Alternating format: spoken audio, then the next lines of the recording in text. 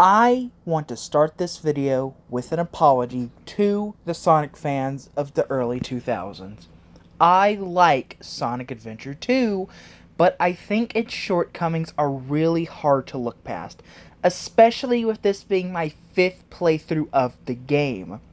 That being said, this is my opinion, no one else's. This is entirely my opinion about this game.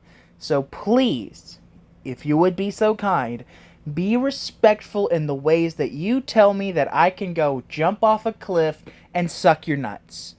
With all that being said, thank you for your time. Please enjoy the video. Right off the success of 1998's Sonic Adventure, Sega knew that they had struck gold. And after wasting a year putting out a spin-off called Sonic Shuffle that no one cares about, Sega got to work right away, releasing Sonic Adventure 2 in 2001 on Sega Dreamcast and Nintendo GameCube as Sonic Adventure 2 Battle. This version of the game was later released on PS3, PC, Xbox 360 Marketplace. Did Sega improve on their winning formula? Did SA2 live up to the hype? Was this the 10-year anniversary game that we deserved? Well, let's find out 25 years later.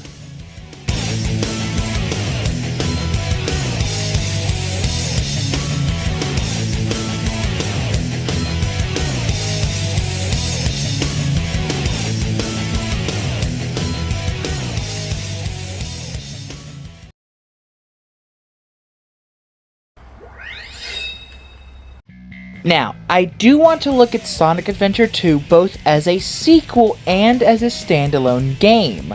So let's get started. I think that the story and cutscenes are an improvement, focusing on a hero story and a dark story rather than 6 separate characters all coming together at the end. The presentation is an improvement as well. Character models and cutscenes are actually animated, because Sega used motion capture as opposed to animating the character models within the game's engine. As well as that the cutscenes have an actual soundtrack to them as opposed to just picking whatever character theme and playing it in the background over the cutscene itself. All in all, Sonic Adventure 2 does feel like a genuine upgrade over Sonic Adventure 1, and in many cases surpasses the original. Except for all the times that it actually fails to even live up to the original game, and it's actually worse in many cases. For example, remember when I said back in the SA1 review that that was the only Sonic game where mapping all of Sonic's actions to just 2 buttons actually worked? Well, this is directly what I was referring to. Throughout the game, the somersault, light speed dash, spin dash, and bounce attack constantly get in each other's way, often leading to moments where you're trying to use the light speed dash, but the game thinks you're doing a somersault or a bounce attack, and then you just fall to your death and look like a fucking dumbass when trying to go for an A rank. The homing attack seemingly has half the range and half the accuracy of the homing attack from Sonic Adventure 1. The Emerald Radar is worse in every single possible way, and it doesn't make sense how Sega screwed it up. In the first game, as if you were close to an emerald, no matter if it was the first, second, or third emerald, the radar would tell you how close you were to it. As a matter of fact, if you were close to all 3 emeralds, it would tell you you were close to all 3 emeralds. In this game, you have to collect the emeralds one by one in the exact order that the game wants you to. It'll only ever tell you how close you are to one of the emeralds, and it's only the first one that the game wants you to collect. Overall, the mech levels get it the worst. Back in Sonic Adventure 1 with Gamma, the mech levels felt like fast, arcade-styled shooting galleries, where now in Sonic Adventure 2, they're slow, clunky, awkward to control, they feel stiff and unresponsive, and in general with the whole game, there's a lot more cheap enemy placement compared to the first one, as well as that just enemy behaviors that really screw you over, especially with this game introducing the ranking system, now encouraging you more than ever to play at top perfection while going as fast as possible.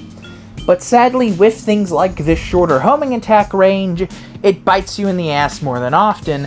You especially notice this with just how much slower the mechs are, and how much of a pain in the ass having to do the Chaos Emeralds one at a time with the Emerald Radar, especially in some of the levels like Rouge's Prison Lane level. It's not all doom and gloom, however. I do think the level design itself is a complete and utter improvement in almost every single conceivable way. The only downside is I feel like they are a lot more cramped, and with how the camera works in this game being a physical object, it does lead you to not being able to see what the fuck you're doing a lot of the times when you're trying to explore treasure hunting levels or having to maneuver around in some of the mech levels. But overall, as a generalization, the level design is an improvement. Speed characters are a lot faster and have a nice flow to them, as well as their abilities actually adding to the speed of the speed levels, as opposed to making you stop, slow down, charge a spin dash, then you can use the light speed dash. Now it's all instantaneous. Push the B button near a ring, and you shoot off at the speed of light. Mech stages, again, I talked about how they're a lot more slow and clunky, but in general, they feel like they're much more smartly designed compared to SA1, where it was just kind of a segment of a Sonic level, but now you play as Gamma shooting the enemies to gain more time, as opposed to just killing the enemies for the fuck of it. Now it's more score-based, where to get a higher rank you have to rack up enemy combos, as opposed to racking up enemy combos just to get more time. The treasure hunting levels, I can take them or leave them because I just don't really like the treasure hunting in this game. Again, I've already mentioned how I think it's a downgrade. Level design-wise, it's pretty much the same.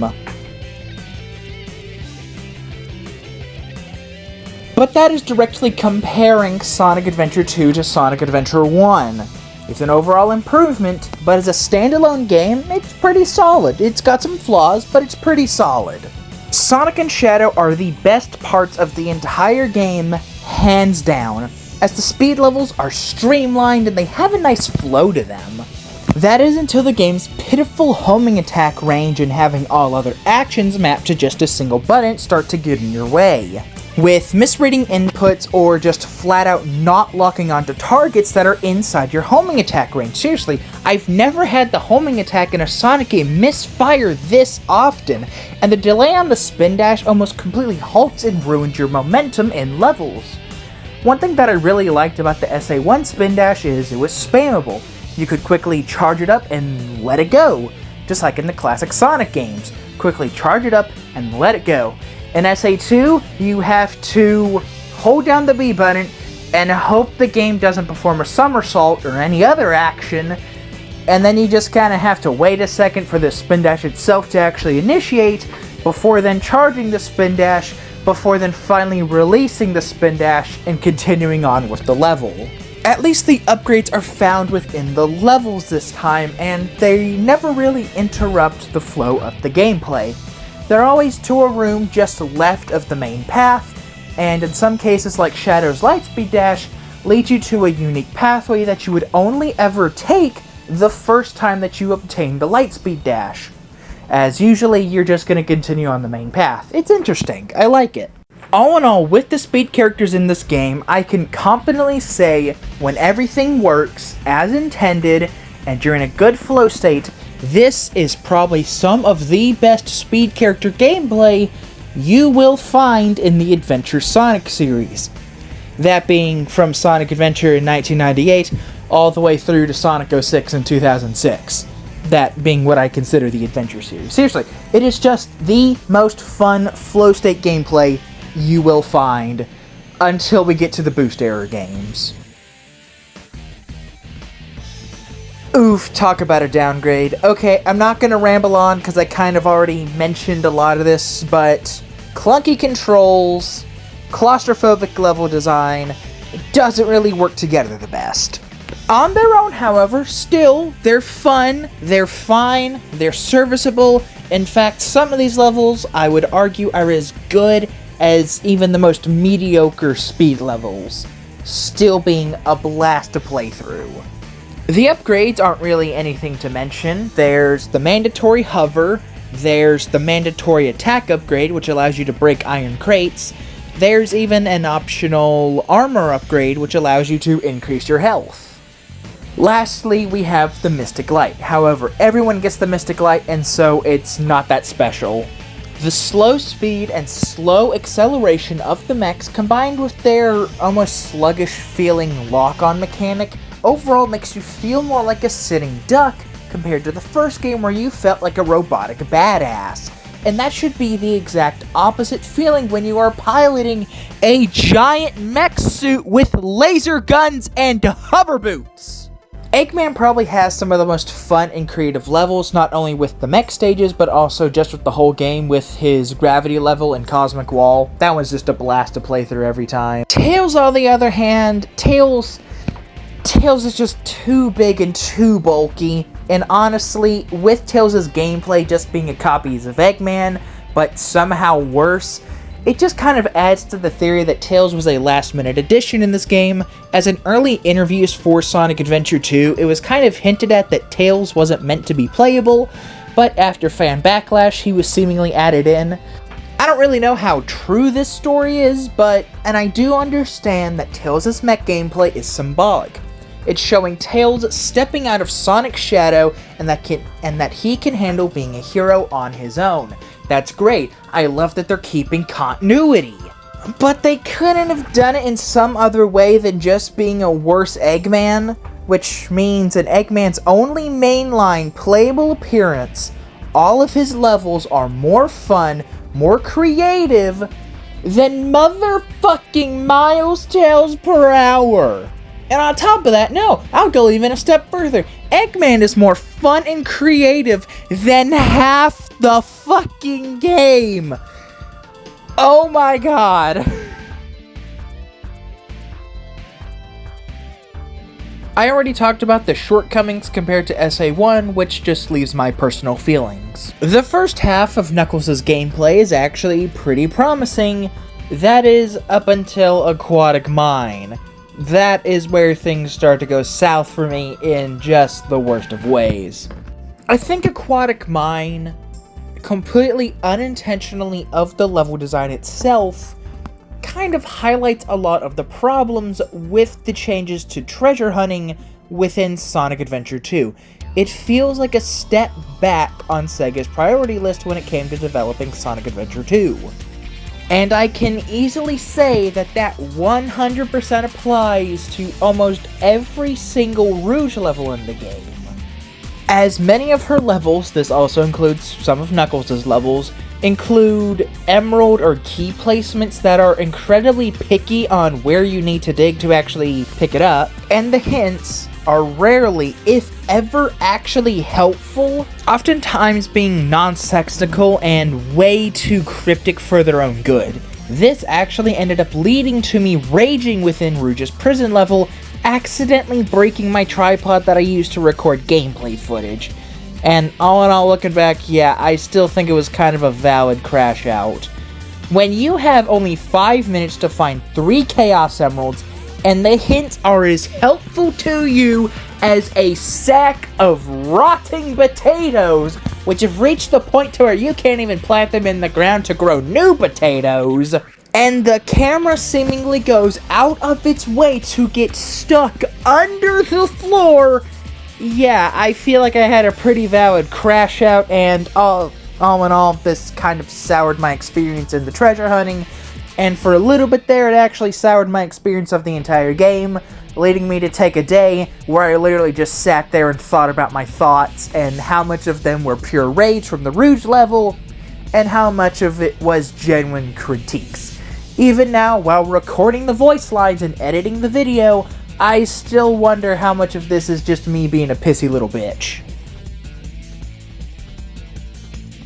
While overall I think the gameplay isn't the best, the level design itself is pretty solid. There's not really much that I can say except good job Sega. Which brings us to the story. Eggman finds his grandfather's diary, which leads him to the prison island where he frees the ultimate life form, his grandfather's ultimate creation, Shadow the Hedgehog, who tells Eggman of the Space Colony Arc and the Eclipse Cannon, which requires all 7 Chaos Emeralds. In collecting one of the Chaos Emeralds, Shadow accidentally frames Sonic as a thief. As Guardians Units of Nations, or GUN for short, hunts down Sonic, he manages to escape from one of their helicopters and encounters Shadow after destroying one of the GUN's robots. Shadow distracts Sonic long enough with showing him the Chaos Emerald that he stole, as well as introducing both Sonic and the audience to the idea of Chaos Control, simply using the Chaos Emerald's chaotic power to essentially achieve whatever the riders want. This leads to Sonic getting recaptured by GUN and taken to Prison Island. Tails and Amy attempt to break Sonic out of jail while Eggman, Shadow, and newcomer Rouge the Bat, who has beef with Knuckles over the Master Emerald, try to blow up Prison Island and steal 3 of the Chaos Emeralds kept within GUN's vault on the island. However, just in the nick of time, Team Sonic manages to get away and Eggman sadly blows up the entirety of Prison Island, and then using the 6 Chaos Emeralds that he possesses, blows up the fucking moon with his super laser piss. I said his super laser piss. You get it? Cause it's funny. It's a reference to a thing that some people find funny. Please laugh and like, comment, and subscribe. Please! I need to feed my family! From here, Team Sonic manages to break into one of Eggman's bases and steal a rocket going up to the Space Colony Ark to stop Eggman from blowing up the fucking Earth. This almost immediately goes to shit as Knuckles almost crashes the rocket and Eggman puts a gun to Amy's head and manages to do the biggest 4D chest move I've ever seen in a Sonic game. Straight up getting Tails to admit that they're trying to use a fake Chaos Emerald and trick Eggman before then shooting Sonic off into space in a capsule timed to blow up, where Sonic then uses the fake Chaos Emerald to use Chaos Control, something he only saw Shadow do one time. What the fuck is going on with this game's plot? Rouge the Bat, is revealed as a government spy sent by the president to infiltrate Eggman and Shadow's plan and find the research files for Project Shadow and prevent Eggman from blowing up the fucking Earth. Knuckles manages to complete the Master Emerald and flirts with Rouge a little bit, or Rouge flirts with him, one of the two. Sonic races to the Eclipse Cannon, blowing it up, preventing Eggman from using the Space Colony Ark as leverage to take over the Earth and create Robotnik Land. Despite this, Eggman still gets his hands on the final Chaos Emerald, putting it into the Space Colony Ark and activating Gerald Robotnik's final protocol to send the Space Colony Ark hurtling straight into the Earth, destroying everything. We learn how the colony was meant to be used as a research facility to cure all known diseases on Earth, especially Maria's disease, the granddaughter of Professor Gerald Robotnik, who was terminally ill. Granted, a lot of this information did come from later games, but all of this is still relevant to the story of Sonic Adventure 2. Shadow was seen as a threat by the government, and so they sent military troops up to the Space Colony Ark to eradicate everyone. Professor Gerald was captured and thrown in prison for his alleged war crimes. We'll find out more about that in Shadow the Hedgehog. As well as that Maria and every other person living on the Ark is brutally killed just to silence them and keep what went on the Ark silent. Shadow is put into suspended animation and locked up in the deepest, darkest vault on Prison Island. After spiraling into a deep depression as Professor Gerald Robotnik is lined up in front of a firing squad, he reprograms the Biolizard and the Ark to plummet into the Earth, destroying it, killing everyone, so that way, no matter how long in the future, he will one day take his revenge. He also happens to luck out as Shadow misremembers Maria's original wish, that being to save everyone on the planet. Now, it's unclear if Shadow had his memories tampered with by Professor Gerald, but in most adaptations it's implied that Shadow just misremembers out of his own grief, as Maria was his best friend. But still, let game theory figure that one out. Now it's up to the combined forces of Sonic, Tails, Knuckles, Eggman, Rouge, and Shadow, with some convincing from Amy in remembering who he is and what his promise to Mario is. Our heroes and villains work together to prevent the space colony Ark from colliding into the Earth, and this leads to the final showdown with Sonic and Shadow going super and fighting the Final Hazard.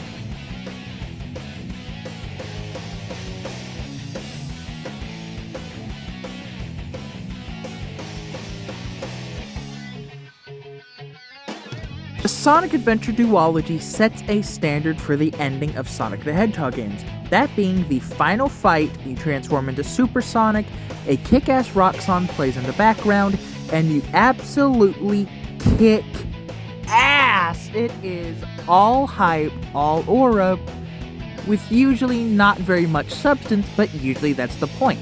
It's supposed to be a grand final ending to a grand adventure.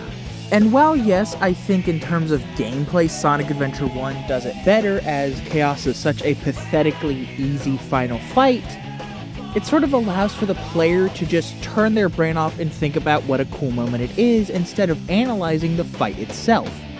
Sonic Adventure 2, on the other hand, with the Final Hazard, while yes, story-wise is way cooler, especially if you're looking at this from Shadow's point of view, he is fighting what is essentially an unfinished version of himself, trying to complete the goal that he himself was trying to complete, but now he's fighting for the world that he now wants to protect. That is fucking awesome, story-wise. Hype-wise, it is awesome. But the problem with Sonic Adventure 2's ending is, well, as you can see from my footage, it's very easy for the Final Hazard to kind of grab you by the balls and just sling you around silly. It is a fight where it feels like you're rolling a dice if you're actually going to have a hype final fight and you're going to breeze through it, or if you're going to have to deal with the Final Hazard. And as you can see in this playthrough, I got very, very unlucky. And while I'm on one, I'd also like to point out, for some fucking reason, the Final Hazard really likes to just forget that its weak points are how you damage it. As you can see from the footage, I directly hit the weak point, boosting into it, hitting the purple pimples, and yet the game still thinks I got hit by one of its attacks and it just knocks me backwards, which kind of feels like the game was rushed towards the end of development. I mean, I'm sure that's not the case. I'm sure Sega took their time in making sure that Sonic Adventure 2 was a game that is as good as it should have been, and I do think that the final fight is awesome. But it's a much more annoying final boss than I think it should have been. Now, this is a debate that is entirely subjective on whether or not the final boss of a video game should be the final challenge and the final hurdle, or if the final boss should mechanically take a step back and be more towards the hype of the moment, and allowing the player to have a power trip, feeling like they have actually beaten the game. When it comes to Sonic, the final bosses usually end up in two phases. A non-super phase, in the case of Sonic Adventure 2, we fight the Bio-Lizard as Shadow. I feel like that the Bio-Lizard should have been the final boss, while the Final Hazard should have been more of a triumphant moment for the player, with Live and Learn playing in the background, and you playing as two super hedgehogs. In other words, as easy and pathetic as Perfect Chaos was, his easy design at least allowed for the player to sit back and enjoy their victory over the game. After all, that's why we call it beating a video game, don't we? All of this to say, Sonic Adventure 2 gets like a C+ when it comes to the rule of cool. That being, if it's cool, it's awesome. If it's uncool, then it's not cool. It's the rule of cool. I shouldn't have to explain something this simple. God! Annoying final boss mechanics aside, this is still a kick-ass fucking fight. Oh my god, brother, I was fuming in this fight even when I first played the game because of how much of a bitch the Bio-Lizard can be, but fuck if this doesn't fill you with fucking dopamine. Oh yeah! But unfortunately, as the final hazard goes down, so does Shadow. He loses his super form and falls down to the earth, presumed dead, burning up within the atmosphere. It was never intended for Shadow the Hedgehog to return in any Sonic game outside of Sonic Adventure 2. This game was written as Shadow's story, beginning, middle, and end. Shadow only reappeared later on in Sonic Heroes and got his own spin-off game with Shadow the Hedgehog because of his popularity. Sega found a loophole in being able to bring Shadow back for Sonic Heroes, and then they continued his story, exploring his past and later exploring how he would move on from his past. It's a very, very beautiful story when looking at it as a whole. But then again, once you consider the fact that Shadow's story was supposed to begin and end with Sonic Adventure 2, it actually makes the character a lot more tragic than he is with a fully fleshed out backstory and future. What I'm trying to say is, it's beautiful, and it is a perfect way to end the story of Sonic Adventure 2 on a bittersweet note, on a game full of tragedy. Now, with a game that is an overall improvement like Sonic Adventure 2 over the first one, how does the music hold up? Well, it's mostly way fucking better than what was going on in Sonic Adventure 1. Seriously! Sonic Adventure 2 has this, orchestral rock feel to it, and I don't know how to describe it. But there is one huge stain on the game's soundtrack that I feel like I do need to mention, and that is Knuckles. I don't know what happened in the recording booth that day, but it feels like Sega grabbed the first guy that they found walking down the street, gave him a script, and said, hey, read the level name, now say that 5 times in a row and we'll call it a song. And then he just kind of mumbled, Aquatic Mine. Aquatic Mine. Aquatic Mine. I wish I was joking. That's how the music in Knuckles stages feel. And don't get me started on how they butchered Unknown for ME. That was a beautiful song discussing Knuckles' tribal heritage, and they fucking ruined it! Sonic Adventure 2 left me with a lot of confusing feelings after my latest replay. On one hand, I think this game is awesome and is truly deserving of all of its flowers. This game, above all else, truly does deserve the love and praise that it gets from this fanbase every single day. That being said, I feel like far too often, this game's flaws are overlooked purely for the nostalgia and unbridled love that people have for this game. I understand, I tend to overlook flaws in some of my favorite games as well, purely because I just love that game so much. But that's why I make my reviews. I make them intending to go into the game, give my unfiltered thoughts on it, and truly say, definitively, with as least bias as I can muster, what the game is, and that's why I over-explain a lot of things.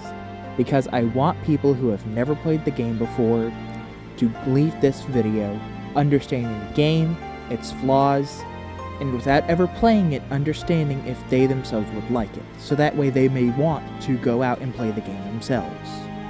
I love you, Sonic Adventure 2. You're a little bit more outdated than the original Sonic Adventure in a lot of ways, but in just as many ways, you blow the original out of the water in ways that I don't think have even been topped to this day. Sayonara, Sonic Adventure 2. You were fun until you weren't.